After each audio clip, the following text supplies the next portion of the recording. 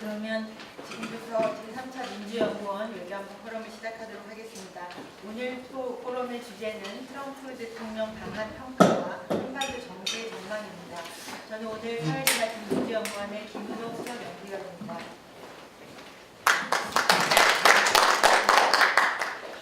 지난주는 그 한반도 주변 각국의 국가들의 정상외교가 연달아 이어진 슈퍼위크에 해당했는데요.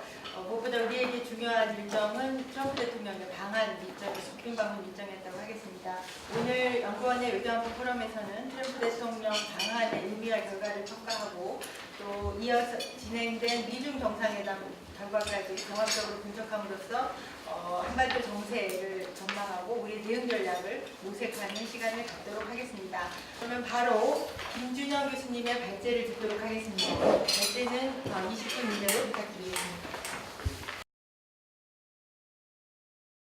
네, 안녕하십니까. 방금 소개받은 한동대 김준영입니다. 먼저 이 중요한 자리에 발제자로 그것도 저보다 훨씬 더 전문가들이 이 토론자로 계시는데요. 좀 송구스럽게도 제가 발제를 하게 됐습니다. 우리 추 대표께서 좀 가시기 전에 좀 같이 했더라면 좋았다는 생각이 저도 아쉽게 듭니다. 물론 몇 주 전에 홍 대표가 가서 미국과 전혀 다른 얘기를 했던 것과 달리 상황을 잘 파악하시겠지만 제가 좀 걱정되는 부분은 제 결론이기도 하고 전체적인 톤이기도 한데요. 조금 생각보다 너무 저도 이번 트럼프 방안이 데미지 컨트롤만 해도 된다고 생각했던 한 사람이지만 좀 너무 낙관적으로 평가하는 거 아닌가 하는 생각이 걱정이 좀 있습니다. 그래서 그냥 이 여당의 연구원의 발제인데 너무 비판한다고 생각하지 마시고 고언으로 들어주셨으면 좋겠습니다. 또 우리 이석현 의원님께서 걱정 들었다고 하셨는데 제가 다시 또 걱정을 얹을 수도 있을 것 같다는 생각이 들어서 송구스럽습니다. 아니 좋습니다. 네, 보시면 지금이 네 번째 만남이고요. 6개월 만에 네 번째 만남이고 세 번째 양자 정상회담, 한 번은 3자 정상회담이었으니까요. 입니다. 실제로 새로운 게 나올 게 별로 없었고 그런 점에서 우리가 뭘 설득시키거나 또는 이런 부분에서 뭔가 적극적으로 활용하는 방안은 아니었다고 생각이 들고요. 그래서 데미지 컨트롤이 중요했고 또 안방 전까지 우리가 걱정하는 바들이 지금 북핵 문제에 대한 공조가 있긴 한데 미국하고 한국하고는 뭔가 같은 페이지에 있는 것 같은데 강론에 있어서 좀 미묘한 차이를 보이고 여전히 미국의 시각은 한국에 대해서 좀 의심의 눈초리를 본다든지 또 북한은 우리한테 대한 어떤 반응도 안 한다든지 사드 문제라든지 이런 것들이 얽혀 있어서 생각보다는 좀 답답함이 모든 사람들이 다 느꼈으리라고 생각이 듭니다. 그래서 첫 정상회담도 지금과 우리 최근의 정상회담과 마찬가지로 데미지 컨트롤이었던 것 같아요. 너무 빨리 갔다는 측면도 있고요. 준비가 좀 부족했다는 뜻도 있고 좀 미국이 한국에 대한 오해를 풀자는 생각이 너무 앞서서 처음부터 좀 기선을 제압당했다는 생각도 좀 듭니다. 그 이후에 보시면 제가 첫 번째 그림을 조금 봐주시면 이게 지금 실제적으로 쳇바퀴 돌듯이 좀 돌아갔다는 생각이 드는데요. 그래서 한국이 북한에 대해서는 베를린 구상으로 대표되는 우리의 평화 이니셔티브가 존재하고 근데 북한은 우리를 그걸 가지고 응답하기보다는 미국을 향해서 ICBM을 날린 것이 상징하고 있다고 봅니다. 그러면 미국은 또 중국한테 사드 문제, 물론 우리는 이걸 우리의 방어라고 생각하지만 실제로 사드는 전략적 중요성을 갖고 있고 미국을 보호하기 위한 것이 1차적 목적이라는 것이 거의 확실합니다. 그럼 중국은 다시 미국하고 얘기하지 않고 다시 우리한테 사드를 하는 방향. 우리가 지금 이 부분을 계속 쳇바퀴 돌듯이 하면서 우리의 어떤 해결에 관한 별로 구멍이 보이지 않았었고요. 그 다음에 그림을 보시면 이 대통령의 마음인 것 같아요. 왼쪽은 대통령의 마음이고 오른쪽은 대통령이 원하지 않지만 미국이 원하는 쪽으로 따라가는 이 두 가지가 있었던 것 같아요. 첫 번째 평화 이니셔티브는 대통령의 철학이자 공약에 나왔던 것들은 베를린 구상, 8.15 경축사 그리고 UN 평화 연설인데요.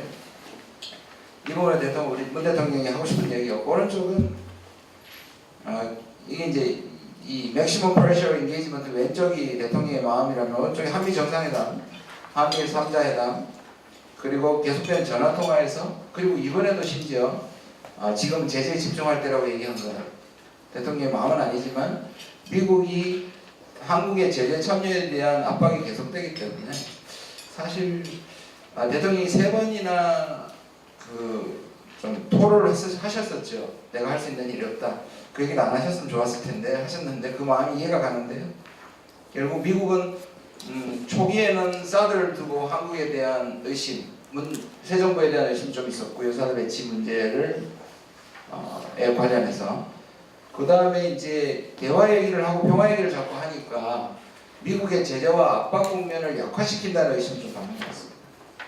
그런 점에서 이 전체적으로 한국이 두 가지 이 판을 하지 못하다 보니까 왔다 갔다 한다는 느낌을 받는 것 같습니다. 그래서 대통령이 새 정부가 뭔가를 변화시켜 줄 것을 기대했던 사람들에게는 지나치게 강하고 지나치게 압박 정책으로 가고 있는 거고 뭔가 모르게 아직까지 평화를 얘기하는 사람들한테는 또는 보수 쪽에서는 평화를 얘기함으로써 뭔가 한미 동맹의 균열을 가져오는 것 아니냐는 것을 국내에서도 의심을 좀 받는 상황인 것 같습니다. 어쨌든 아까 말씀드린 것처럼 이번에는 워낙에 많이 만났고요. 그 다음에 그렇다고 해서 이 동북아 5개국, 아시아 5개국 그 중에서 한중일이 포함되어 있기 때문에 한국을 스킵한다는 것은 상상할 수 없었고 그런 면에서 한국이 일종의 환대를 통한 데미지 컨트롤 아마 정부가 그 정도의 수준에서 기대 수준을 낮췄다는 생각이 좀 듭니다. 우리가 불러놓고 우리 입장을 개진하기보다는 뭔가 데미지 컨트롤하는 것 저도 아까 말씀드린 것처럼 그렇게 해야 된다고 꾸준히 말씀을 드렸었습니다. 제가 지금 미국과 중국을 오가고 있는데요. 그래서 사실상 방한을 했을 때는 저 중국에 있었는데요. 그리고 미국에서 그 연설팀을 만났었습니다. 거기에서 들은 말은 그러니까 한국에 와서 의회 연설을 하는 걸 준비하는 팀의 얘기를 들었는데 이 단어에 완전히 꽂혀가지고요. 트럼프가 Little Rocket Man이라는 걸 자기가 이걸 생각해놓고 여기에 꽂혀가지고 꼭 써야겠다 하고 가서 그래서 이걸 쓰면 안 된다고 계속 설득하고 있는데 스크립트에서 빼더라도 말할지도 모른다. 각오해라는 얘기를 했었는데요. 그래서 다행히 그 말 안 나왔습니다. 그런 점에서 데미지 컨트롤이라고 얘기할 수 있고요. 또 하나 민감한 것은 31일 날 아까 우리 이석현 의원님께서 말씀하신 3불 입장 표명, 합의는 아니지만 입장 표명인데요. 제가 CFR에서 하루 종일 이제 비공개 회의를 하고 딱 끝나고 이렇게 휴대폰을 켰는데 이게 나오더라고요. 오히려 오전에 나왔더라면 미국이 얘기를 좀 들어봤을 텐데 그 이후에 여러 가지를 봤을 때 아까 우리 의원님께서는 양해한 거 아닌가 생각하는데 좀 생각보다는 미국 쪽에서 역풍이 저는 불어오리라고 좀 생각합니다. 이 부분 뒤에 좀 다시 말씀드리겠습니다.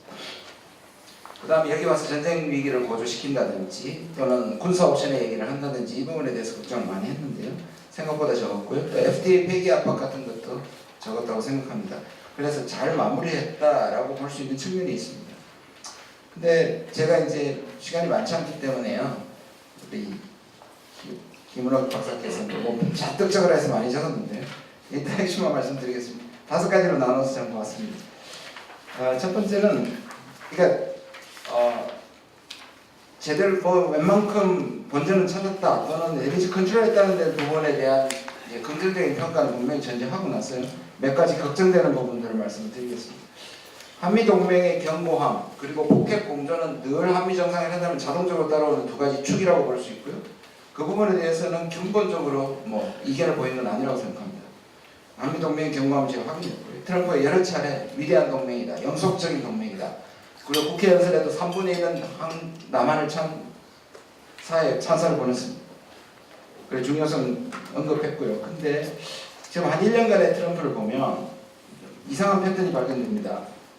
한미동맹이 경고하기 위해서는 우리에게 코스트가 필요한데요. 우리가 코스트를 지불해야 되는데 대북 압박 정책을 견지하면 그것이 한반도의 위기가 조성됩니다. 물론 미국의 잘못만은 아니지만 그렇게 위기가 조성되면 한미 동맹을 강조하게 됩니다. 그러면 동맹 비용이 상승합니다. 뭐 우리가 원해서 억지력을 발휘하기 위해서 무기를 사는 것이기도 하지만 그만큼 동맹 상승과 우리의 억지력을 생각한다면 우리 분명히 동맹 비용이 상승합니다. 그거는 분담금이고 무기 사는 걸 다 포함해서. 그 다음에 대미 의존도 및 미국의 대한국 레버리지가 상승합니다. 당연히 한국을 보호하니까 당연하다고 볼 수 있지만 동맹은 아무리 비대칭 동맹이라도 동맹의 상호성이 중요한 것인데 트럼프 이후에는 물론 이제 한반도 상황이 어렵기도 하지만 우리가 동맹 비용을 일방적으로 그리고 굉장히 비싸게 물게 될 것이고 이런 상황은 앞으로 계속될 가능성이 있기 때문에 과연 이 부분을 어떤 방식으로 우리가 해야 되느냐 하는 부분이 있습니다. 물론 미국의 인사들 중에는 한국을 저렇게 압박하고 사실상 판을 흔드는 것은 미국도 있고 일본도 있는데 사실상 우리한테 가장 실제적으로 FTA를 포함해서 압박을 하고 있다는 것은 한국이 대표적 케이스가 된다고 보여집니다. 그러면 이걸 우리가 어떤 식으로 그걸 다 받아들일 것이냐 하는 부분을 우리가 좀 심각하게 생각할 필요가 있습니다. 두 번째는 말씀드렸던 것처럼 돌출 발열에 대한 데미지 컨트롤에 대해서는 일정 정도 성공했다고 보이는데요. 그리고 북한에 대해서 일정 정도 대화 여지를 좀 보인 것을 보이는데 그러나 이 부분에 대해서도 역시 국회에서 3분의 2에 해당하는 대북 강경 반응은 그래서 북한을 자극한 부분은 좀 아쉽습니다. 많은 분들이 뭐 그 정도 사고는 사고가 아니라고 생각하는데 저는 조금 약간 허탈했습니다. 잘 나가다가 마지막 부분은 좀 허탈했습니다. 그 부분은 또 네 번째와 연결돼서 다시 말씀드리겠습니다. 3과 4가 좀 문제인데요. 저는 성공적 방안이다. 줄 것 주고 받을 것 받았다. 아까 말씀드린 것까지 줄 것만 주고 받을 건 못 받았다고 생각합니다. 저는. 기대 수준이 낮다 보니 트럼프가 가지고 있는 특징이 무슨 짓을 할지도 모른다는 부분에 너무 집중되다 보니까 오히려 좀 트럼프에 대해서는 터널 비전이 생긴 거 아닌가 또는 그룹 띵크를 하는 거 아닌가 대부분 이것이 괜찮다 좋다 또 위시풀 띵킹을 하는 거 아닌가 생각이 좀 듭니다. 통상 압박을 분명히 했었고요. 험프리스 미국 기지는 사실상 92%가 아니라 사실 100%를 우리가 냈다고 볼 수 있는데요. 95%를 우리가 냈고요. 약 11조 이상 되고 나머지 8%도 우리가 미국에게 제공한 분담금을 전용한 거라고 치면 거의 우리가 100% 냈다고 할 수 있고 기존의 용산 부분도 미국은 용산과 평택과 그 다음에 화주까지 사실상 세 기지를 다 가지게 되는 결과를 가졌다는 부분도 좀 생각할 부분이 있습니다. 그리고 무기 구입 역시 무기 구입도 우리가 해야 될 부분이 있고 우리가 디터런스 케이퍼빌리티를 올려야 되는 부분이 있지만 이것도 이제 트럼프가 자기 1주년에 대한 성과의 자랑에 이용되고 있고 그 다음에 이게 미국의 아메리카 퍼스트에 직접적으로 자기가 무기를 팔았고 자기가 무역 협조를 해소하고 일자를 만드는 것이다. 그 험프리스에 데리고 간 거는 그리고 깜짝 동반으로 간 거는 우리의 아주 숨겨진 비책이었는데요. 그 부분이 좀 생각보다는 분위기 좋았으면 트럼프가 그걸 인식하는 부분에 있어서는 이게 결국 한국을 보호하기 위한 건데 당연한 거 아니냐. 자기가 만들었으면 훨씬 싼 값에 만들었을 것이라고 좀 약간 이제 허무함이 있었습니다. 네 번째는요. 트럼프의 대북 강경 입장의 변화인데요.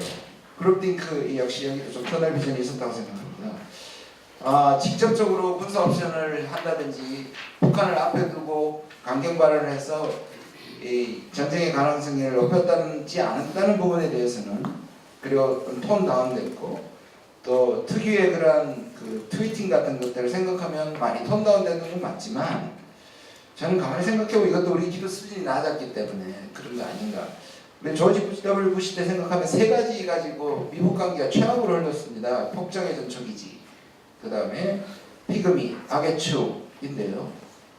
지금 쓴 걸 보면은 지옥, 독재자, 강간, 살인, 여왕국 이런 것들은 굉장히 강한 거고 물론 나중에 나온 북한이 의외로 생각보다는 약하게 반응을 했지만 이거는 북한을 물론 여기저기서 대화의 가능성을 언급했지만 같은 급에서는 다시 말해서 같은 클래스에서는 북한을 협상 파트너를 인정하지 않겠다는 것을 확실히 했기 때문에 저는 리틀 락켓맨이라는 것을 왜 이렇게 좋아했을까 생각해 보면 결국 불장난하지 말라, 장난감 가지고 놀지 말라는 방식의 트럼프이기 때문에 저 북한과 어떤 빅딜이나 물론 뒤에 이제 김정은과 친구가 되고 싶다 이런 것들은 일종의 자기가 말하는 자기 진술의 자기 전술이 뭔지를 모르게 하는 일종의 매드맨 택틱의 일부라고 보여지기 때문에 그런 부분에서 굉장히 저는 아쉬웠다고 생각합니다. 그리고 다섯 번째로 문재인 정부의 균형 외교인데요. 이거는 이제 한중 정상회담과 그리고 신남방 정책을 다 붙여서 이 균형 외교, 과거에 이제 기계적인 균형 외교, 그다음에 또 동북아 균형자론이라는 우리가 이 진보 정부가 갖고 있는 트라우마 같은 것들을 의식해서 상당 부분 외교적 다변화라든지 그런 부분에서의 출발점이나 방향은 저는 전적으로 찬성을 하고 옳다고 보고요. 그리고 한중일 세 가지 산불 입장에 대해서도 저는 기본적으로 찬성을 합니다. 그런데 전술적으로 과연 이것을 밖으로 던져서 제가 이해하는 바로는 이것은 미국이 대동북아 정책에서 가장 중요시하는 세 가지라고 볼 수 있습니다. 미국이 계속 얘기하는 게 뭐냐면 사드 배치, 저도 추가 배치를 반대하지만 이것이 미국을 보호하는 것이고 또 미국은 한국을 보호하는 것인데 만약에 미국이 필요하다는데도 사드를 추가 배치하지 않겠다는 말을 할 수 있다는 것이 어떤 보관을 갖고 있는지 미국이 굉장히 지금 이 세 가지는 한국이 공개적으로 합의가 아니라 하더라도 공개적으로 미국의 대동북아 제안에 테두리를 쳐버렸다고 볼 수 있는 측면이거든요. 저는 제가 알기로는 합의라기보다는 통보했다고 들었습니다. 그러니까 이번에 트럼프가 언급하지 않았다고 해서 이 부분이 제가 미국에서 느끼는 분위기는 이것이 앞으로 또 한미 관계에 커다란 가시가 될 수 있다는 생각이 들고, 두 번째 트럼프는 MD 생각이 없을 거라고 생각합니다. 그러나 지금 트럼프 뒤에서 미국의 대외정책, 군사 전략을 완전히 담당하고 있는 이 군부 맥메스터 켈리는 트럼프한테는 말하지는 않지만 실제적으로 재균형론자들입니다. 트럼프가 오바마를 워낙 싫어하기 때문에 재균형론이라는 말을 쓰지 않지만 다시 말해서 아시아에서 한국과 일본, 미일 동맹과 한미 동맹을 통해서 중국을 견제하고 봉쇄하겠다는 것에 자기들의 전략의 전부를 집중시키는 사람들인데 거기에 가장 중요한 것이 MD인데 MD 안 하겠다고 얘기를 했고요. 안 들어가겠다고 했고요. 특히 세 번째, 한미일의 군사 동맹. 우리는 동맹과 군사 협력을 구별했고 사실상 우리의 협력이 중국을 봉쇄하는 것은 절대로 하면 안 되지만 이것도 제가 찬성을 하지만 과연 미국이 이것을 어떻게 받아들일까? 우리가 그런 데 대한 보관. 지금까지 1년을 보면 우리가 미국한테 아까 말씀드린 것처럼 계속 동맹 비용을 물어가면서 미국이 오해를 푸는 1년의 과정이었는데 갑자기 유턴을 한 기분이거든요. 저는 찬성하는데 어떤 보관과 미국을 가지고서 이걸 하는 것에 대한 일종의 높아심과 우려가 있습니다. 특히 보시면 그 다음 그림의 지도 세 가지를 한번 봐주시면요. 미국의 피보트 아시아가 재균형 전략입니다. 중국을 봉쇄하는 게 1차 봉쇄선이 한국과 일본이고요. 2차 봉쇄선이 동남아거든요. 그러니까 어떻게 보면 트럼프는 이러한 이제 이번에 아시아를 방문하는 것의 숨은 목적이라고 볼 수 있고요. 트럼프가 인지하지 못하더라도 아까 말씀드린 것처럼 전략가들은 그렇게 생각하고요. 아베의 다이아몬드 전략은 지금 문제가 되고 있는 인도 패시픽 문제입니다. 이것도 역시 한미 관계에서 아주 문제가 될 수 있는 부분이고요. 중국의 1대1로 중에 해양 전략이 진주 목걸이 전략입니다. 결국 이 세 개는 동북아에서 부딪힐 수밖에 없고 과연 우리가 어떤 부분에서 이 세 개 사이에서 균형 외교를 할 것인가, 이거 우리에게 주어진 아주 큰 숙제라고 저는 해석을 합니다. 마무리를 하도록 하겠습니다. 기본적으로 저는 앞으로 트럼프는 이번에는 참았지만 늘 파는들기를 계속 할 거라고 생각이 들고요. 그리고 우리와 미국의 대북 정책의 가장 큰 차이는 maximum pressure and engagement인데요. 저는 미국의 대북은 뭐냐면 중간에 단 하나가 빠졌다라고 보는 겁니다. 그러니까 maximum pressure하고 북한의 굴복 또는 비핵화에 대한 인정, 이 빠져있고 그다음 인게이지먼트입니다. 순차적입니다. 다시 말해서 압박을 해서 북한의 굴복을 받아내고 그러면 인게이지먼트로 가는 건데요. 우리가 얘기하고 중국이 얘기하는 것은 동시적입니다. 다시 말해서 맥시멈 프레셔과 엔게이지먼트가 동시로 가야 되는데 미국은 동시로 가면 맥시멈 프레셔이 약화된다고 생각하고 있기 때문에 같은 페이지에 있지만 강론에 대해서 이게 굉장히 다르고 이 강론에서 다른 것은 결국 나중에 총론에서 달라질 수 있다는 부분을 저는 우려를 하고 있습니다. 마지막 그림을 설명하고 마치겠습니다. 마지막 그림은 결국 어느 시점에서 아까 말씀드린 산불 입장이라든지 그 전에 한번 말씀드리면 우리 김홍기 교수님이 말씀하시겠지만 중국과 지금의 이 산불 입장을 놓고 계속 이제 약간의 파열음이 나는 이유가 이것 역시 우리가 터널 비전이나 위시풀 띵킹으로 중국이 풀었다고 얘기를 하는 것 같은데요. 중국이 투트랙으로 돌아선 것이지 풀었다고 생각하지 않습니다. 제가 확인한 바로도 중국에서 확인한 바로도 그렇고요. 이 투트랙이란 말은 우리가 일본에 대해서 위안부 문제를 포기하지 못하지만 한일 관계의 실용적인 관계는 가겠다는 것과 비슷한 거라고 생각합니다.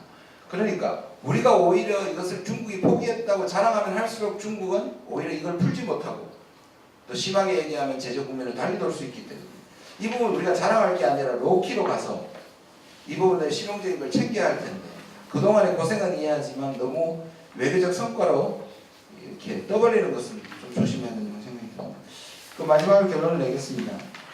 저는 결국 북한 문제를 해결하는 방법은 결국 그 밑에 있는 그림처럼 저는 미국과 중국이 압박을 하고 동시적으로 한국이 대화의 유일 청구가 되는 이 방법이 사실상 가장 바람직하다고 보이는데 문제는 뭐냐면 아까 말씀드린 것처럼 결국 이것이 작동하기 위해서는 먼저 미국을 설득해야 되고요.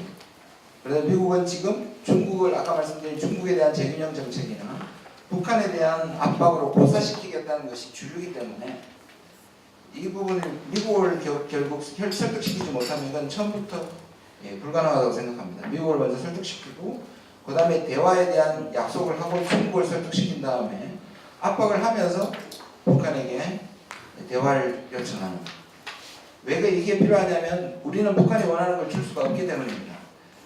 이 전체 구조의 가장 비극적인 것은 이 북핵 위기의 가장 큰 피해자가 우리면서도 동시에 우리가 북한을 움직일 수 있는 카드가 없다는 것입니다. 결국은 우리가 미국과 중국을 움직여서 카드를 빌려쓸 수밖에 없고 그러려면 우리가 동시적인 압박과 대화의 동시적 적용에서 우리가 대화의 유일 청구가 되는 길이다 이렇게 생각합니다. 그러니까 가장 큰 문제는 우리가 어떻게 미국을 설득시킬 수 있느냐 여기에 방점을 찍혔다고 생각합니다. 이상입니다. 네, 감사합니다. 김준현 교수님께서 트럼프 대통령 강한 성과를 평가하시면서 또 동시에 우리가 유념해야 될 점들을 지적해 주셨습니다. 다음은 이상현 세종연구소 연구기획본부장님의 토론을 듣도록 하겠는데요. 저희가 5분의 토론자를 모시면서 토론자별 약간의 차별성을 내용의 차별성을 기하기 위해서 방점을 조금 달리했습니다. 그래서 이상현 박사님께서는 북핵 문제와 한미동맹의 주요 의제를 중심으로 해서 트럼프 대통령 방안을 평가해 주셨습니다.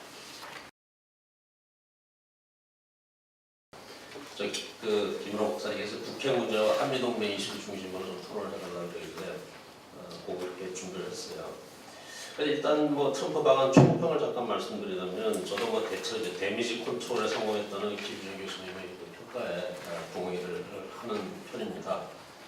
그러니까 사실 좀 기대 수준도 별로 높진 않았죠. 이 트럼프 방안에 대해서. 그래서 그 예상치 못한 돌발 발언을 막았고 또 북한 문제에 대해서 처음에 걱정했던 것보다는 대화와 협상에 접점을 둔 그런 언급이 있었고 또 군사적 해결 방안 그 과격한 언급은 안 했다는 점에서 저는 그래도 무난한 편이 아니었나. 그런데 실상 해결된 것은 별로 없는 것 같습니다. 대북적 재활에서는 제가 좀 이따 말씀드리겠지만 여전히 큰 괴리가 존재하는 게 지금 현 상황이고 그래서 아마도 이번 한미 정상회담 평가를 제대로 보려면 이제 후속 조치들을 양국 정부에서 어떻게 해가는가 이걸 좀 봐야 되지 않겠나 생각이 듭니다. 저는 그래서 이번 트럼프 방안에서 가장 중요한 의의로 두고 싶은 것은 사실 어떤 정책적인 것보다는 트럼프 대통령의 이 한미 동맹의 현 상황을 보여줌으로써 상당히 교육적 효과가 있지 않았나 저는 개인적으로 이렇게 평가를 하고 싶습니다. 아마 트럼프가 막연히 생각했던 한 번의 현실을 아마 여기 직접 와서 보고 또 캠프 홈플에서 가서 보고 그리고 한국에 어느 정도 기여를 하고 있는지 이거를 직접 보고로서 아마도 트럼프 자신이 변하게 생각했던 이 한미 동맹의 현 상황을 좀 더 잘 이해할 수 있게 되지 않나 그런 생각이 듭니다. 저도 3주 전에 그 캠퍼스를 한번 가봤어요. 어마어마하게 넓은 그 지역이 지금 한 80%, 90% 정도 2022년까지 이제 모든 시설이 다 이전을 하게 되는데 미팔군 부분에 이미 여기 들어가 있고요. 그 기지 안에 다운타운이 있을 정도로 큰 이제 그 조성되고 있어요. 아마 트럼프가 봤어도 아마 굉장히 인상적이었을 거라고 생각합니다. 자, 그래서 이제 북핵 문제 잠깐 말씀드리면 아마도 상당한 그 한미 간에 조율할 부분이 있는 것이 북핵 문제 해법이 아닌가. 뭐 김준일 교수님도 뭐 워싱턴을 자주 가시니까 뭐 북한, 미국 쪽 생각 좀 알 거라고 생각합니다. 저는 저 트럼프가 왔을 때 그때 워싱턴에 가서 있었는데 대체로 본다면 미국이 지금 생각하는 북한 해법은 하나밖에 없어요. 제재와 압박. 액션 프레셔만 있지 인게이지먼트는 지금은 단계가 아니다 그런 거죠. 아까 뭐 김준일 교수님 말씀하셨듯이 압박으로 북한이 굴복하는지 나오면 그다음에 인게이지를 하겠다는 것이 지금 당장은 프레셔 그리고 그 북한이 더 이상 확산을 한다든지 사고를 치지 못하게 공세와 억지 여기에 충족되겠다. 그래서 한마디로 말해서 글로벌 프레셔 캠페인인데 여기서 말하는 글로벌일 때는 이라는 것은 이 압박을 하는데 거기에 모든 국제사회의 총력이 집중돼야 된다. 특히 중국하고 러시아 같은 그런 나라를 포함한다는 거죠.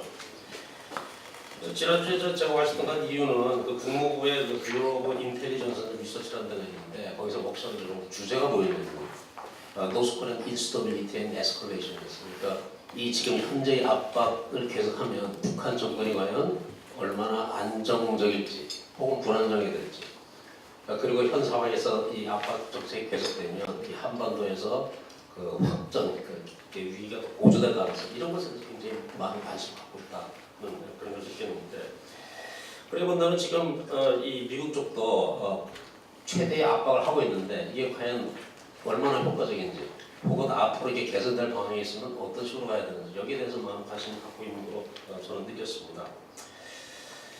그게 이제 미국이 갖고 있는 대체적으로 그 북핵 해법의 입장인데 그래서 한국, 미국, 중국을 비교해 본다면 적어도 3세 이몽이다 그렇게 봅니다. 우리 문재인 대통령께서는 이제 그 핵 동결 입구로 들어가서 핵 폐기 출구로 나오고 있다. 그리고 한반도 평화 체제를 구축해서 이 북핵 문제를 근본적으로 하겠다 이런 구상을 갖고 계신 거죠. 그런데 트럼프 행정부는 말하듯이 최대의 압박과 관여. 지금 현 상태에서는 그냥 글로벌 프레셔 캠페인을 가겠다는 것이고 근데 중국 정부는 쌍중단 쌍경이에요. 그래서 말해서 북핵 미사일 도발 중단하고 한미 연합훈련을 같이 중단하자. 그래서 비핵화 프로세스와 평화협정 동시에 진행하는 고입장을 갖고 있거든요. 그래서 3장 안에는 분명히 큰 차이가 있는 것 같습니다. 예를 들어서 동결, 우리가 주장하는 동결 입구론. 그래서 저는 북한이 일단 북한부터 동결을 응할지가 좀 의문스럽고 지금 또 미국 정부 입장에서는 동결만으로는 부족하고 비핵화 프로세스가 진행이 돼야 뭔가 하겠다는 그런 입장이죠. 그리고 중국이 중단하는 쌍중단, 예를 들어서 한미 연합훈련, 미국 입장에서 제가 들은 바로는 북한의 위협에 대비하기 위한 방어적인 있어요. 그걸 하지 말라는 건 말이 안 된다. 대체 이런 입장이에요.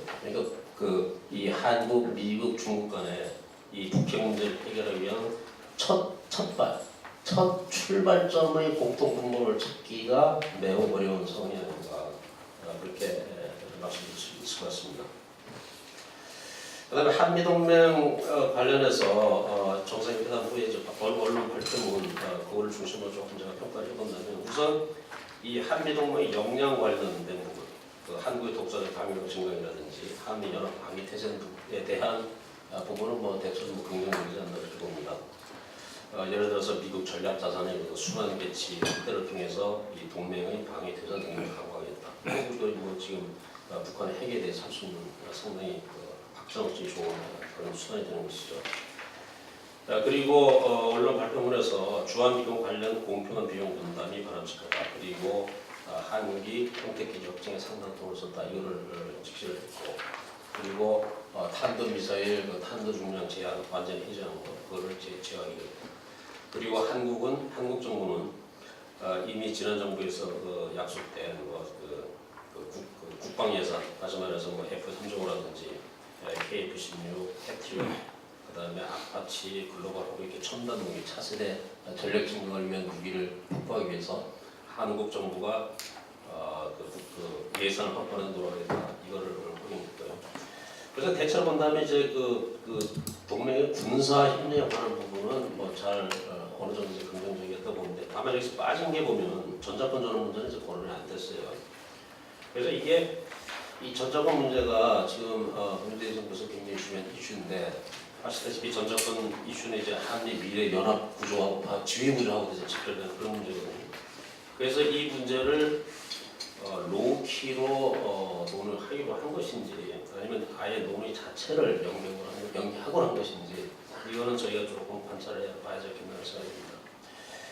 두 번째로 지적하고 싶은 건 좀 더 걱정스러운 부분인데, 역시 한미일 삼국안보협력하고 사드 관련 산불 정책 간의 알력 가능성이 되지 않을까.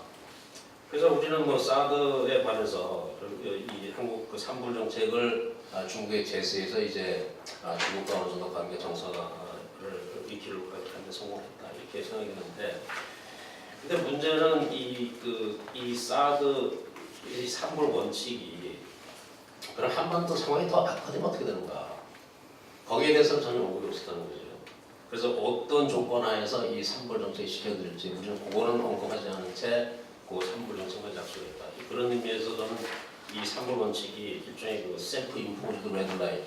그러니까 우리가 이 지키지 못할 상황이 되면 결국 중국에게 압박의 빈밀을 주는 그게 되지 않을까. 저는 산불 원칙의 내용 자체는 문제가 없었다고 생각해요. 다만 이걸 앞으로 우리가 어떻게 견제할 수 있을지 여기에 대해서는 좀 더 친밀한 전략이 있어야 될 것 같고, 그리고 더욱 중요한 이제 한미 관계 입장에서 본다면 역시 미국이 원하는 건 한미일 안보 협력인데, 예를 들어가지고 언론 발표를 보려 말이죠. 삼국 간 미사일 경보 훈련도 있고 잠수함조 훈련도 있고, 그럼 이거는 중국 입장에서 본다면 안보 협력 증진이 되는 거예요. 아니면 한미 삼국 안보 군사 동맹으로 가는 지금 일종의 진전입니까? 아닌가요? 이거를 둘러싼 해석상의 차이로 인해서 이 한미일 삼국안보 협력하고 중국이 보는 사드 관련 산불 정책 간의 불가피하게 갈등이 발생할 소지가 있지 않나, 이런 좀 걱정을 좀 하게 됩니다. 그다음에 또 하나는 이제 인도퍼시픽 전략에 대한 시각차인데, 사실 인도퍼시픽 전략으로 저는 아직 전략이라고는 생각하지 않습니다. 이건 사실 미국 정부가 아시아 태평양을 중시하는 것을 이제 오바마 행정부 때부터 이미 소위 아시아 피벗으로 했어요. 근데 한 2007년에 미국이 해군성에는 뭘 내냐면 21세기 해군력을 위한 협력적 전략, 이거를 군 보고서를 내면서 아시아 피벗의 다음 단계는 인도 퍼시픽이 될 것이다. 이미 하고 있거든요. 그 말은 뭐냐면 지금까지는 아태 지역을 중심으로 이제 미국이 좀 대전략을 했다면, 이제는 인도 퍼시픽, 정확히 말하면 인도 아시아 퍼시픽, 이게 하나의 전략 공간이 될 것이다, 이런 얘기를 하고 있는데, 사실 그 이후에 이것이 일종의 전략 혹은 정책으로 구축된 건 없다고 생각해요. 대체로 아시겠지만 미국에서 어떤 정책이 이걸 정책으로 평가하려면 중요한 스피치가 있든지 아니면 중요한 보고서가 나오는지 해야 되는데, 현재 진행 중인 그런 개념으로, 현재 아직도 발전 중인 그런 개념으로 저는 보기 때문에 거기에 대해서 우리가 참여한다 아니다, 이게 밝힐 필요도 없는 불필요한 부분을 하지 않는 그런 생각이 듭니다. 자, 시간상 여기서 마치겠습니다. 네, 감사합니다. 다음은 신성호 서울대 교수님께서 미국의 은대 정치 상황을 고려해서 트럼프 대통령 방한 의미를 평가해 주시겠습니다. 우선 첫 번째, 이번에 방안에 대해서 말씀드렸었는데요. 저는 그냥 있는 그대로 보면 굉장히 우리 정부가 트럼프 방안을 잘 핸들했다고 보고, 사실은 상당히 걱정을 많이 했는데, 그런 거에 비해서는, 그리고 일본하고 중국 가서 한 행동들에 비해서도 트럼프 대통령이 상당히 한국 중에 가장 정상적으로 행동한 케이스였다고 아마 우리 조국 장관님도 잘 아실 텐데요. 그건 그냥 있는 그대로 제 느낌을 말씀드렸습니다.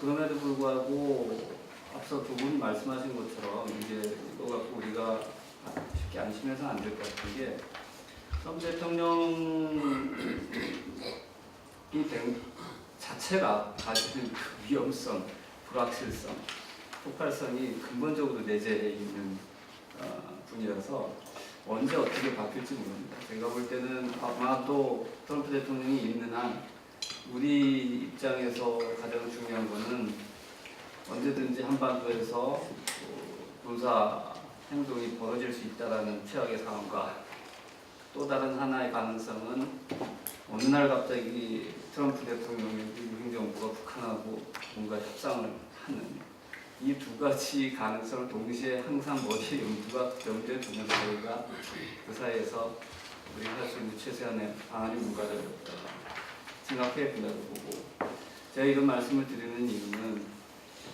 그 트럼프 대통령이 당선된 것 자체가 미국 사회에 엄청난 충격과 혼돈입니다. 근데 이걸 그때 당시에만 해도 우리 언론에서 그냥 트럼프 모든 예상을 기록했다라고 정도만 넘어가고, 근데 그게 가지는 의미가 얼마나 심각한 건지에 대해서 잘 모르시는 것 같습니다. 미국 사람들이 지금 완전히 그 혼란에 빠져 있습니다. 특히 여기서 말씀하시는 무슨 우리가 워싱턴 가면 만나는 그런 주요 정책 결정자들, 오피니언 리더라든지 이런 사람들이 뭐 민주공화를 막론해서 주류에 있는 모든 사람들이 지금 도대체 어떻게 해야 될지를 모르고 있습니다. 사실 그런 의미에서는 저희가 가서 그 사람들한테 뭐 트럼프 행정부가 어떠냐, 어떻게 될 거냐고 물어봐야 저는 솔직히 그 사람들도 모릅니다. 그리고 저는 그거 갖고 너무 우리가 이럴 것이다 저럴 것이다 말해봐야 저는 의미가 없다고 솔직히 생각합니다. 그건 뭐냐면 트럼프 대통령 자체가 물론 일종의 민의를 반영을 해서 대통령이 당선이 됐겠지만 그것이 정상적인 미국 사회의 정치적인 제도와 이런 여태까지 쌓아온 전통에 맞춰서 가는 속에서 대세를 반영한 게 아니고 오히려 굉장히 보수적으로 퇴행하는 형태의 그 민의가 반영이 된 분이 대통령이 됐기 때문에 그것 자체가 트럼프 대통령을 포함한 자신에서부터 생각하고, 저는 이제 미국의 앞으로 미래에 대해서도 상당히 좀 당분간 트럼프 대통령이 있는 동안만은 상당한 좀 걱정과 우려가 좀 있습니다. 그리고 당연히 미국이 흔들리면 전 세계가 흔들리기 때문에 그것이 가져올 여파가 이제 한반도라든지 각 다른 지역별로 이걸 어떻게 혹시라도 이 잘못 칠수 있는 불통이 최소화되는지 우리가 막아야 되는, 그게 저는 각국이 가지는 가장 큰 외교의 급선무라고 저는 생각을 하고요. 여기가 제가 그런 농담에서 이제 미국 사회가 무슨 문제냐면 사실은 트럼프 대통령의 지지 세력이 이번에 가장 최근에 어제 나온 게 39%고 우리 여기 방문 당시에 37%였는데 지난 80년 동안 미국 대통령이 이맘때 첫 1년에 받은 지지율이 역대 최저입니다. 근데 문제는 이 37% 지지 세력은 트럼프 스스로가 얘기했듯이 자기가 맨하탄 한복판에서 총으로 사람을 쏴 죽여도 지지하는 사람들입니다. 거기에 이 미국 사회 내지는 미국 지금 특히 공화당이 가진 딜레마가 있습니다.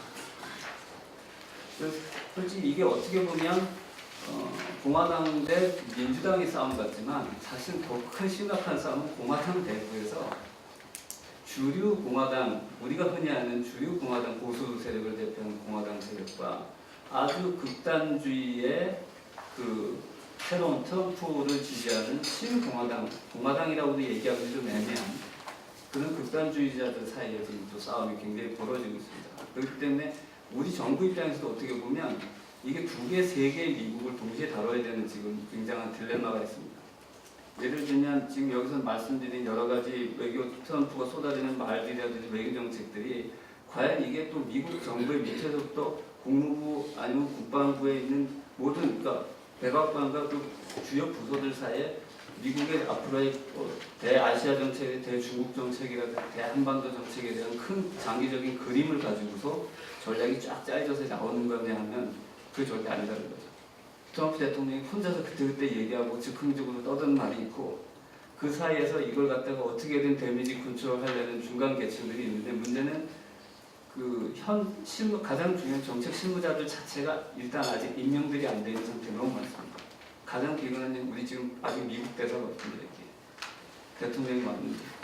그리고 조국 장 제가 아직 확인은 안 됐지만 국방부는 동아태 차관보가 임명 최근에 됐는데 아직 국무부는 안 됐죠. 네. 그게 제일 중요하거든요, 사실. 미국의 아시아 정책을 알려면. 그게 없는 상태에서 그냥 백악관 혼자서 왔다 갔다 하고 있는 겁니다, 지금. 그래서 이런 그 상황이 지금 미국에 벌어졌다는 것 자체는 저도 뭐 제가 짧게 뭐 공부를 했지만 미국 역사상 지난 흔히 얘기하는 1945년 미국이 이제 명실공히 세계 지도국으로 부상한 이래 이런 일이 없었습니다. 그래서 지금 미국에서 있는 동안에 1년 동안 사실 안 챙겨나가면서 우연히 또 이걸 봤는데 맨날 미국 사람들이 나와서 하는 얘기들이 unprecedented. 여태까지 이런 적이 한 번도 없다. 모든 면에서. 그래서 이런 속에서 지금 이제 트럼프 대통령이 나와 있고 여러 가지 정책들이 나오고 있다는 그런 거를 좀 저희가 이해를 해야 될 것 같고요. 그런 면에서 23페이지 보면 이제 이 미국 현재 정치 제도가 이걸 갖다가 제대로 고칠 수 있는 능력이 없습니다. 그러니까 사실은 다수의 지지를 받은 사람이 대통령이 되는 게 민주주의인데 힐러리 후보가 300만 표 차이를 더 많이 받았는데도 불구하고 미국 선거 제도가 가진 굉장히 특수한 사실 이거 왜곡된 제도고요. 옛날 노예제에 근거한 이거기 때문에 지금 뉴욕타임즈에서 계속 우리도 지금 어떻게 되는 얘기를 하지만 미국에서도 그 얘기가 지금 계속 나오고 있거든요. 이렇게 되다가는 미국 사회 자체가 굉장히 퇴행적으로 이상하게 정치가 돼버린다. 라는 근본적인 물음과 질문이 제기가 되고 있고요. 그런 속에서 근데 그것이 국제 외교적으로 나오면 소위 미국이 뭐 한 가지 아이러니는 지금 군사력도 세계 최고고 경제도 세계 최고고 모든 면에서 세계 최고입니다.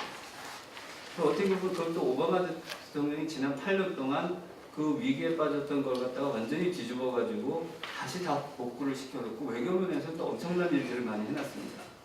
그랬는데 이것이 하루아침에 물거품이 되는 상황으로 지금 가고 있는 거죠. 물론 당장 미국 주식시장도 최고 경제는 아직은 좋지만 이것이 트럼프 대통령 하에서 이게 2년, 3년, 4년 내지는 8년까지 혹시라도 가게 된다면 그게 가져올 미국 사회 가치를 미칠 영향이 또 어떤 건지에 대해서 상당한 의문이 제기되고 있고 이런 속에서 지금 미국이 내변하는 가장 중요한 건 결국 이념이고 이상 민주주의인데 그것 자체가 흔들리니까 뭐 조셉 나이가 얘기하는 소프트 파워 근데 이제 이게 그냥 미국 혼자서만 흔들리면 괜찮은데 또 굉장히 중요한 맞수가 지금 나타나고 있습니다. 중국. 이제 뭐 우리 김은규 선생님께 더 자세히 얘기해 주겠지만 이럴 때 또 중국은 또 굉장히 세게 나오고 있거든요. 그러면서 이번에 시 주석이 19차 당대회에서 중국 고유의 사회주의라는 얘기를 한 게 우연은 아닙니다. 미국 민주주의 봐라 저거 완전히 혼란 속으로 흔들리고 있는데 차라리 우리 중국 측의 이런 정치 지도가 훨씬 웬만한 나라들한테 안정적이고 경제 발전에도 좋고 신뢰할 수 있는 거 아니냐 이런 식으로 지금 치고 나오는 싸움이 지금 벌어지고 있는 그런 형국이라고 저는 보고요. 트럼프 외교는 24페이지 보시면 중간에 미국 이익 우선주의 국수주의고 군사력에 근거한 이거 힘의 외교가 아니고 이제 오바마 대통령 같은 경우는 외교의 힘이라고 하는데 힘의 외교가 아니고 협박 외교라고 저는 말씀드리고 싶고요. 현실주의적인 측면이 상당히 있습니다. 꼭 제가 뭐 트럼프를 모든 면에서 부정적으로 보는 건 아닌데 근데 이건 현실주의 차원도 아니고 저는 그냥 아트 오브 더 딜 장사하는 사람들이 하는 상술주의 그렇기 때문에 선택적 관여라는 게 다른 표현을 하면 언제든지 말을 뒤집을 수 있는 가능성이 있다. 그렇기 때문에 말씀하셨듯이 지금 와서는 한국 정부에서 다 좋은 말 해주고 좋게 하고 갔지만 이게 언제 뒤집어질지도 모른다. 특히 FTA 같은 경우는 우리 김준 교수님도 여기 썼는데 저는 트럼프는 FTA는 끝내려고 지금도 생각하고 있다고 알고 있습니다. 그랬는데 다행히도 국회 김정은이 6차 핵실험을 해주는 바람에 본래 그 주에 트럼프가 한미 FTA에 대해서 중대 발표를 하겠다고 얘기를 했었고 그 전주에 주말에 나가면서 모든 사람이 미국 내에 있어서는 저거는 한미 FTA 깨겠다는 얘기를 할 거라고 예상을 저희는 하고 있었습니다. 그 이유는 TPP를 깬 사람이고 나프타를 갖다가 지금 협상을 하는 데 있어서 한미 FTA는 아무것도 아닙니다. 트럼프한테는.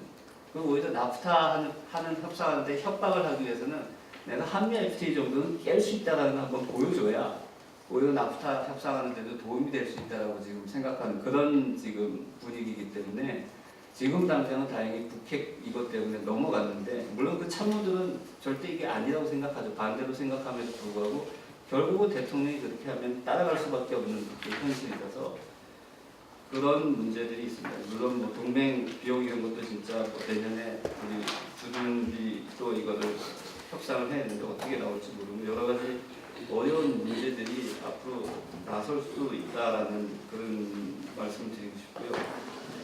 마지막으로 저희가 그럼 이걸 앞으로 어떻게 해야 될 것이냐.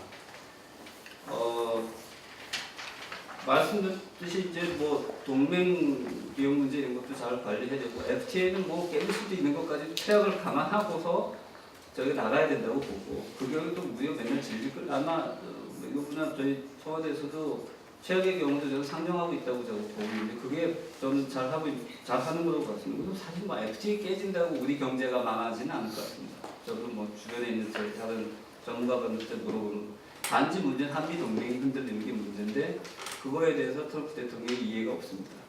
TPP를 깼다는 거는 어떻게 보면 훨씬 더 중요한 미국의 대아시아에서 중국 봉쇄하려는 그야말로 아주 고도의 이런 장치를 마련한 걸 한순간에 그냥 차버린 거거든요.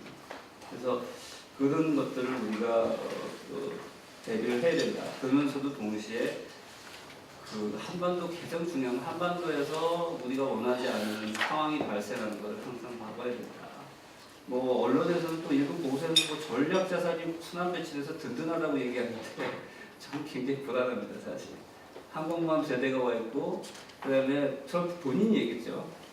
핵 잠수함이 와 있고 언론에 안 났지만 또 지금 F-35라고 미국 최신의 전투기 전략 무기입니다.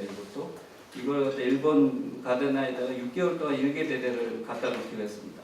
그리고 괌에 있는 기지에 탄약 비축분을 10% 올려놨고요. 평소보다도. 이 세 가지 무기들은 쉽게 말하면 트럼프와 전면 전쟁할 수 있는 그거는 아니라 트럼프도 그 정도는 아닌데 이 상황에 따라서는 북한의 한 시설을 정밀 타격할 수 있는 크루즈 미사일을 발사할 수 있는 게 이 세 가지 자산들입니다. 그래서 이런 것들에 대해서 저희가 항상 좀 예의주시하면서 트럼프 잘 구슬려야죠. 저는 뭐 밑에 있는 참모들도 중요하지만 그런 면에서는 저희 정부가 현재 잘 핸들했다고 보고요. 앞으로도 그러면서 굉장히 다방면에 뭐 사위를 이용하든 딸을 이용하든 하여튼 트럼프가 큰 일을 딴 생각을 안 하게끔 저희가 최대한 노력을 기울여야 될 거라고 생각합니다. 이상입니다. 감사합니다. 다음은 아주대학교 김은규 교수님께서 설명해 주시겠습니다. 요새 중국 전문가 사표 내려고 하고 있는데 자꾸 강조해 주시니까 공부 좀 더 해야겠네요. 민주연구원에서 우리 김민석 원장님을 맞이한 것은 저는 민주당을 위해서나 그리고 교육을 위해서 그리고 정말 저희 모두를 위해서 대단히 중요한 일이라고 생각합니다.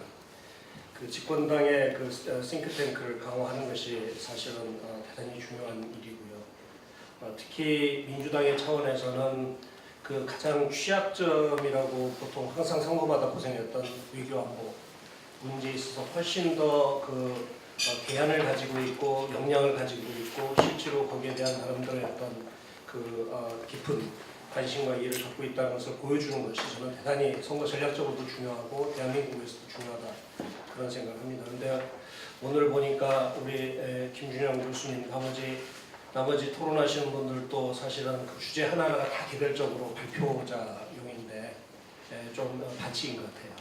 그래서 다음부터는 우리 김민석 원장께서 열심히 펀딩도 하시고 좀 이런 것들을 더 활성화시켜서 이렇게 회의를 해주시면 정말 너무 좋을 것 같습니다. 그래서 이게 그리고 생각보다도 당장 표로 가지는 않지만 사실은 대단히 중요한 민주당의 가장 약점이라고 우리가 흔히 얘기했던 것들을 사실 그렇지 않다라는 걸 보여줄 수 있는 대단히 중요한 일이 될 거다라는 생각을 합니다. 이 정부의 정책은 미국과 호혜적인 책임 전략동맹 관계를 사실 가져가겠다. 그러니까 한미동맹을 결코 약화시키지 않겠다라는 의지를 분명하게 보여주고 있고요. 그리고 중국과는 실질적인 전략적 협력 동반자 관계를 가져가겠다라는 것인데 그 핵심은 지난 정부에서 그 대단히 그 협소한 어떤 그 자기 어떤 개인적인 혹은 집단적인 이해에 기반한 그리고 좁은 의미의 국방에 입각한 그 사드 결정이 가져온 한중 간의 그 문제를 그리고 계속적으로 그 악화됐던 그 관계를 개선해 나가겠다는 의지를 분명히 보여주는 것이고요. 두 번째로 분명한 것은 이 정부에서 중국을 결코 적으로 돌리는 외교안보 정책을 하지 않겠다는 의지를 분명히 가지고 있다라는 것을 저는 보여주는 것이라고 생각합니다. 그런데 이번에 트럼프 방안이 가져온 여러 가지 우려 사안 중에 하나가 사실은 바로 이러한 상황들을 우리가 염두에 두면서 북핵 위협을 지나치게 강조하면서 대북 강경언사를 하고 그다음에 사드 배치를 강조하고 한미일 안보 협력을 강조하면서 인도 태평양 전략을 그 세일즈하는 그런 상태로 갔을 때 사실은 한중 관계가 오히려 쐐기를 받는 그런 형태로 나오지 않을까라는 것이 사실 상당히 우리가 생각하는 상당히 나쁜 시나리오였습니다. 그런데 다행히도 실제로는 그 한중 관계 개선이 중국의 이해와도 부합된 측면이 있다는 것들을 인정을 해줬고 그리고 북한에 대한 지나치게 자극적인 언사를 자제하면서 한미 동맹을 강조했습니다. 그리고 실제로는 무기 구매 증진이라든가 이런 걸 통해서 실리를 다 챙겨갔죠. 그래서 제가 보기에는 우리의 외교는 미국과의 관계에 있어서 그 명분은 그 우리가 얻었고 한미 동맹 강화라는 그리고 안정을 이제 국민들에게 보여주는 그렇지만 이제 실리를 준 그런 외교였다라는 생각합니다. 그런데 중국과의 관계에 있어서는 앞으로 이제 전개될 뭐 정상회담도 이제 하겠다고 그러지만 제가 보기에는 명분은 주더라도 실리를 챙기는 외교를 하는 것이 이제 그 전체적인 모양새라든가 이 옛 파산에 우리가 맞지 않는가라는 개인적인 생각을 합니다. 그리고 그 오늘 우리가 사드와 관련해서 이야기가 나왔는데 그 수리노에 대한 이제 그 우려를 이제 김준영 교수님과 이상현 박사님께서 해주셨는데 저는 아주 잘했다고 생각합니다. 거꾸로. 왜 그러냐면 수리노는 앞으로 대한민국이 대중정책과 관련해서 그리고 대외정책과 관련해서 반드시 지켜야 될 원칙에 가까운 그런 어떤 정책이다라는 생각을 해봅니다. 첫째는 그 사드는 우리가 이미 자명하게 과학기술적으로, 군사기술적으로 그 효용성이 대단히 제한되어 있다는 것을 다 알고 있습니다. 사면살수록 손해인 거죠. 그리고 미국도 사실은 그걸 저는 알고 있다고 생각합니다. 이 사드를 통해서 북한의 핵 미사일을 막을 수 있다는 건 환상에 가깝고 현재 이 정부에서 추구하는 추가 어떤 위성을 추가 구매해서 이걸 막을 수 있다. 이것도 저는 좀 죄송한 얘기지만 그거는 국민의 심리적인 안심 그리고 미국의 이제 한미동맹 어떤 비용을 제공한다는 측면에서는 이해가지만 그걸 가지고 북한의 핵미사일을 막는다는 것은 거의 불가능에 가까운 것이다. 그래서 추가적인 사드 구매 대신에 우리가 다른 방향으로 한미동맹을 강화시킬 수도 있고 다른 무기 체계를 우리가 필요로 하는 것을 구매할 수 있다는 측면에서 이건 대단히 정확한 정책이다라는 생각이 듭니다. 더군다나 문재인 정부는 이제는 기존과는 다르게 방어적인 어떤 그 대응 전략에서 이제는 공세적인 대응 전략으로 우리가 그 국방개혁을 통해서 전환하려고 하는 시점에 있기 때문에 우리가 필요한 무기 체계와도 맞지 않습니다. 그래서 기존에 있는 것은 어쩔 수 없지만 추가적인 배치는 어렵다라는 것이 분명한 입장이고요.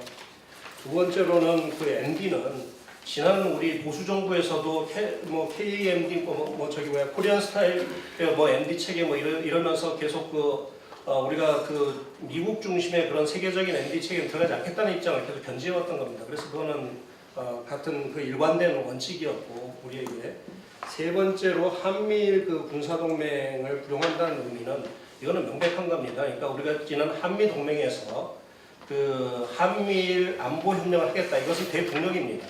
북한과 관련해서 한미일 군사협력이라든가 안보협력을 우리가 진행하겠고 북한으로부터 오는 일본에 대한 혹은 미국에 대한 위협에 대해서는 한국이 적극적으로 나와서서 그것을 이제 대처하도록 도와주겠다. 그것은 우리의 분명한 정책이다. 그런데 이 한미일 군사협력이라든가 안보협력이 중국을 겨냥하지는 않는다라는 것을 분명히 천명한 겁니다. 저는 이것을 분명히 해야 된다고 봅니다. 그래서 이것은 우리가 앞으로도 계속 가져야 될 원칙, 그것은 한미동맹의 원래 그 입장에도 어긋나고 그리고 우리가 실제로 운용할 수 있는 한미동맹 효용도 넘어서고 우리가 감당할 수 없는 정책이 될 것이다. 그렇지 않다면 그것을 분명히 이야기하고 있고요. 그래서 저는 현재 많은 우려들이 있는 것으로 아는데 이것들을 분명히 한다면 저는 전혀 문제가 없다라는 생각을 개인적으로 하고 있습니다. 그리고 아까 중국의 이제 새로운 변화에 대해서 우리가 얘기를 하고 있는데 저는 오히려 지금 우리가 이 상황에서 엄청나게 큰 세계적인 어떤 그 변혁의 그 흐름이 이제 이미 시작됐다라는 것을 우리가 이해해야 될 것 같다는 생각이 듭니다. 시진핑은 현재 일단 시간 벌기를 하고 있고 그렇지만 시간은 분명히 중국 편이라는 생각을 가지고 있는 것 같고 대단한 자신감을 가지고 있습니다. 그리고 이제 시진핑이 보여주는 그림은 과거와는 완전히 다른 새로운 그림을 이제는 보여주고 있습니다. 마오쩌둥이 그 소위 말해서 서구의 어떤 제국주의적인 침략으로부터 중국을 보호하고 이제 새로운 어떤 사회주의 이념을 채용해서 중국을 일으켜 세우려고 했다면 덩샤오핑은 바로 그 사회주의 체제의 한계를 깨달으면서 이제 서구의 어떤 그 기제들, 그다음 서구의 제도들을 받아들여서 중국을 부유하게 하려는 정책을 했고 이제는 우리가 서구로부터 배울 만큼 다 배웠다. 근데 봤더니 니네 한계 분명하더라. 그래서 우리가 배운 장점을 바탕으로 해서 이제는 우리식의 새로운 어떤 사상과 새로운 제도를 가지고 그것을 극복해 나가겠다는 게 시진핑의 새로운 30년의 시작이다. 라는 것이 이제 제가 보기에는 시진핑 사상의 핵심입니다. 근데 이것이 갖는 이제 국제정치적인 그리고 국제관계에 있어서 그 함의는 어마어마합니다. 왜냐하면 중국은 이제는 훨씬 더 적극적이고 훨씬 더 이제 큰 그림을 가지고 이것들을 제시하려고 할 거고 그걸 관철시키려고 할 거기 때문에 그것이 가져올 그 폭풍이라는 것은 어마어마한 저는 함의를 지니고 있다라고 생각을 합니다. 그런데 현재로서 중국은 아직도 스스로의 어떤 자아 정체성을 발전 중인 강대국이라고 스스로 아직은 정의하고 있습니다. 그리고 사회주의 초급 단계에 아직 있다라고 지금 스스로는 이야기하고 있습니다.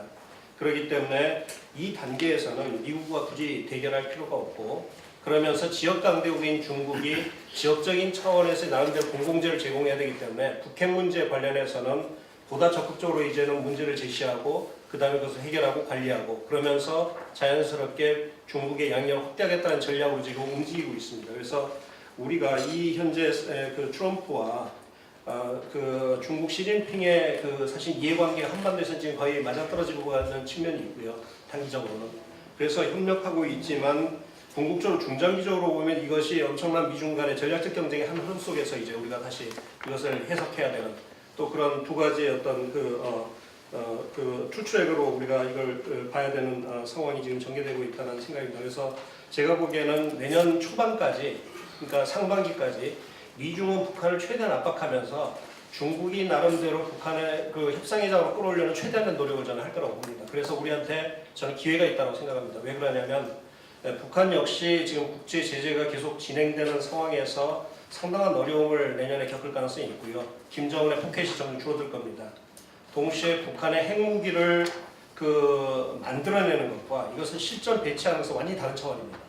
실전 배치하는 건 훨씬 더 많은 비용을 초래할 거고 훨씬 더 많은 여러 가지 문제점들을 이야기할 겁니다. 그래서 김정은도 사실은 그런 의미에서는 대단히 중요한 선택의 기로에 있기 때문에 지금 현재 미중이 최대한 그리고 중국이 러시아의 발목을 잡으면서 북한을 압박할 지금 현재 그러면서 이제 북한과 국민 대화를 시작할 현재 이제 앞으로의 이제 전개 과정이 제가 보기엔 대단히 관건적인 시기고요. 여기에서 저는 한국이 할 일이 분명히 있다라는 생각을 합니다. 그것은 우리가 너무 조급하게 뭔가 북한과 일을 하려고 자꾸 추구하기보다는 좀 기다릴 필요가 저는 있다라는 생각입니다. 그러면 분명히 기회가 오고 그 기회가 왔을 때 우리가 가질 수 있는 강점, 대북 접촉 능력이라든가 북한에 대한 여러 가지 프로젝트를 운영한다든가 그런 할 수 있는 그런 역량들이 우리가 동시에 전개될 수 있는 그러면서 우리가 오히려 한반도 문제에 있어서 훨씬 더 주도권을 잡을 수 있는 기회가 반드시 내년 상반기 중에는 올 가능성이 저는 대단히 크다라는 생각을 개인적으로 해보고요. 한중 정상회담과 관련해서는 지금 이미 두 분께서 잘 말씀하셨듯이 이번에 사드 문제가 어느 정도 한미 고비를 넘기면서 한중 관계를 정상화시켜야 된다는데 같이 합의한 것은 저는 대단히 중요한 하나의 새로운 단계로 지금 우리가 진전하고 있다는 생각은 듭니다. 이건 분명합니다. 그런데 이것을 일각에서 중국이 어쩔 수 없어서 혹은 아니면 마치 우리 외교의 승리인 것처럼 이렇게 하는 것은 저는 대단히 조심해야 된다고 생각합니다. 중국의 입장에서는 최고 지도자가 사드 문제를 핵심이라고 규정했음에도 불구하고 이 문제가 해소되지 않은 상황에서 그 한중 관계 개선을 합의한 것은 중국 쪽도 사실은 대단히 큰 부담을 안게 된 겁니다. 그래서 앞으로도 계속 중국은 이 사드 문제와 관련해서 한국에 계속 뭔가 실질적인 조치를 취하도록 요구를 할 겁니다. 그리고 계속 뭔가를 해달라고 아마 할 가능성이 있고요. 그럼에도 불구하고 중국이 왜 그럼 한중 관계 개선에 합의했느냐? 저는 세 가지 측면인데 적어도 단기적으로는 두 가지가 중요하다고 봅니다. 첫째는 인도 태평양의 그 안보 협력이 이제 중국을 겨냥하면서 한미일 안보 협력이 고착화되는 것을 우려하고 있고, 동시에 한반도 상황에서 트럼프와 김정은 간의 강대강의 대결로 무력 충돌의 가능성이 심화되면서 중국이 설정하고 있는 그 대한반도 정책의 레드라인에 지금 접근하고 있습니다. 그래서 그 국면에서 결국은 서로 협력할 수 있는 국가는 한국밖에 없기 때문에 중국이 일단은 이 국면을 그 개선의 방향으로 튼 겁니다. 그래서 경제적인 요인 때문에 이 한중 관계 개선으로 갔다는 것은 제가 보기에는 가당치 않습니다. 그냥 이거 중장기적인 문제이기 때문에, 그리고 중국의 그 구조가 과거에 우리가 생각했던 구조와는 완전히 다른 차원으로 지금 전환되고 있습니다. 중국은 외부의 압력에 그 민감성이나 어떤 취약성에 있어서 이제는 그렇게 약하지 않습니다. 이미 구조가 상당히 변화하고 있고요. 그런 차원에서 보면 안보 전략적인 요인이 대단히 중요한 요인이었다. 그래서 한중 관계 개선은 일방의 승리가 아닌 양국이 자제하면서 신뢰를 택한 윈윈 정책의 결과로서 우리는 해석을 해야 된다. 그래서 대신 상당히 신중하게 이 문제를 앞으로도 계속 다뤄가야 된다. 그리고 마지막으로 한 말씀만 더 하자면, 우리가 결국은 제가 아까 말씀드린 실리를 어떻게 이 판에서 챙겨야 되느냐 하는 것은, 한중은 이제 그 과거에는 그 동북아 분업 구조의 결과로 서로 윈윈하는 구조였습니다. 중국이 우리를 필요로 하는 구조였어요, 사실은. 그래서 아무리 다른 분야에서 갈등이 있다 할지라도 중국이 한국을 필요로 했기 때문에 한중 관계가 좋았던 겁니다. 그런데 이제는 중국이 한국을 더 이상 필요로 하지 않습니다. 중국은 이제 그 정도의 그 수준에 올라갔고요. 그래서 중국이 필요한 건 독일이나 일본 같은 나라, 아니면 중국의 중간재 제품들을 팔아먹을 수 있는 그 인구 많은 제3세계 국가들 같은 나라를 오히려 필요로 합니다. 그래서 한중은 구조적으로 이혼 중에 있습니다. 이거는 한중 관계 기초를 약화시킬 뿐만 아니라 앞으로 사실은 한미 동맹에서 상당한 문제를 야기할 겁니다. 그래서 제가 생각하는 것은 한중 정상 간의 전략적인 관점에서 서로 간에 새로운 한중 분업 구조 체계를 만드는 데 합의하고 이걸 위해서 서로 노력하는 것이 한중 관계의 미래를 위해서 중요하고, 중국이 아까 그려낼 새로운 중국 2050년까지 그 그림을 그리는데도 중국에도 유리하다는 것을 설득해내야 됩니다. 그걸 한다고 우리는 실리를 챙길 수 있고요. 그걸 실패한다면 우리는 명분도 잃고 실리도 잃는 그런 결과를 가져올 것을 저는 우려하고 있습니다. 고맙습니다. 감사합니다. 다음은 모요한 농부의 교수님께서 트럼프 대통령 학과와 동의관계를 한마디 앞에서 이제 많은 분들이 좋은 말씀 해주셔서 저는 오히려 논의를 전개하기가 쉬울 것 같습니다. 전체적인 내용을 좀 아우르면서 저희 토론을 시간 갖는 데까지 해보도록 하겠습니다. 트럼프의 아시아 순방과 관련해서 이제 많은 사람들이 우려했던 것은 트럼프의 어떤 통치 스타일의 어떤 그런 지방 이론에서나 설명이 가능한 불가예측성 때문에 뭔가 일을 저질 거 아니냐는 그런 데 대한 불안감이 있었던 것 같은데요. 근데 잘 살펴보면 트럼프는 약간 포스트 모던한 리더십 스타일이 아닐까. 그러니까 우리가 너무 정형화된 스타일에서 리더십을 보니까 그런데 여기 와서 하는 거 보면 그래도 나름대로는 트럼프식의 질서가 있었던 것 같다는 생각이 들고요. 그리고 이번 이제 한미 정상회담 같은 경우도 이번 순방 기간이 중국에서 19차 당대회가 이루어지고 또 새로운 어떤 신형 국제관계라는 차원에서의 이제 한중 관계와 관련한 어떤 아까 얘기했던 보건 움직임 같은 것들이 있는 가운데 이제 방문이 이루어지면서 큰 틀에서 보면 미국의 이 인도 태평양 전략과 중국의 어떤 신형 국제 관계라는 새로운 어떤 두 대국의 세계 전략 속에서 트럼프의 이 행보를 통해서 구체적으로 그 움직임들을 통해서 구도를 좀 읽어낼 수 있는 그런 기회가 아니었을까 하는 그런 생각이 듭니다. 그래서 그 한미 정상회담 앞두고도 우리 정부도 많이 걱정을 했고 저희도 뭐 어떤 회의 가보면 이거 자칫 잘못하면 트럼프 방한을 계기로 전쟁과 평화 프레임에 걸려가지고 상당히 문제가 될 거 아니냐. 그 국립외교원에서 주관하는 그 1박 2일 워크숍에 갔을 때도 대부분 전문가들이 이번 정상회담은 그런 부분에서 관리를 잘해야 된다. 그래서 그 정상회담 직전에 안보실 자문회의를 저희들이 했을 때도 이 부분에서 외교적으로 잘 조율해서 이런 프레임에 걸리지 않도록 하는 것이 중요하다고 전해드리고 그랬기도 했었는데 어쨌든 뭐 많은 우려가 있음에도 불구하고 표면적으로 드러난 것은 뭐 비교적 성공적인 그 정상회담이 아니었던가. 또 어떤 사람들은 성공적이 아닌 정상회담은 없다 뭐 이런 얘기 하는 것 같긴 한데 어쨌든 잘 된 것 같고요. 그러면서 저는 이제 이 트럼프의 한미 정상회담에서 나타나는 하나 핵심적인 걸 뽑으라고 한다면 트럼프 대통령이 계속 그 북한 핵 미사일 고도화에 따르는 그 군사력에 대한 사용 가능성, 그러니까 선택지가 하나로 좁혀지고 있다. 군사적 옵션에 대한 어떤 사용 가능성이 굉장히 그 부각되고 또 유엔 총회 연설에서 북한에 대한 완전 파괴를 주장할 정도로 상당히 이제 우리가 군사력을 통해서 북한을 그 핵을 억제하더라도 국제사회는 이해한다고 할 만큼 이제 강하게 나가서 어쨌든 더 거기에 더 강한 메시지가 나오지 않을까 하는 우려가 있었지만 군사력을 통한 어떤 북핵 저지에서 힘을 통한 평화 이건 이제 앞서 그 신성호 교수님 말씀하신 것처럼 그 트럼프 대통령이 그 대선 과정에서부터 현재까지 내세우고 있는 대외 정책 기조이기도 하지만 어쨌든 이번 그 우리 국회 연설이라든가 이런 부분에서 힘을 통한 억제, 그러니까 저지가 아니라 억제 정도로 지금 정리가 된 거 아닌가.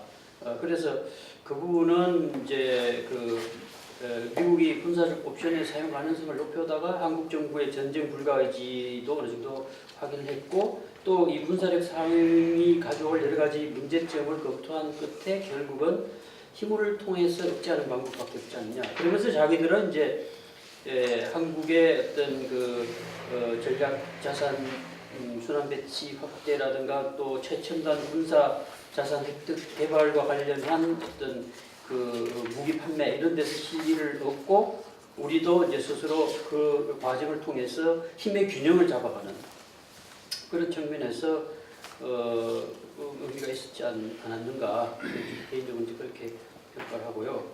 그 다음에 이제 우리 한국의 균형 외교와 관련지어서 앞서도 많은 분들이 이제 미국의 인도 태평양 전략 그 과거의 피보트 에이시아라든가 리밸런싱을 아마 좀 더 확장해서 인도를 끌어들이고 한국과 아세안까지 좀 더 끌어들여서 중국의 1대1로에 맞서는 그런 아마 움직임에 상당한 그 의지를 보이고 국회 연설을 통해서도 이 한미 동맹이 이 지역 인도 그 태평양 지역의 안보 안정 번영을 위한 핵심 축이다라고 강조한 점 이런 점에 비춰볼 때 한국의 지정학적 중요성이 매우 커졌다. 이것은 이제 중국도 마찬가지인 것 같은데요.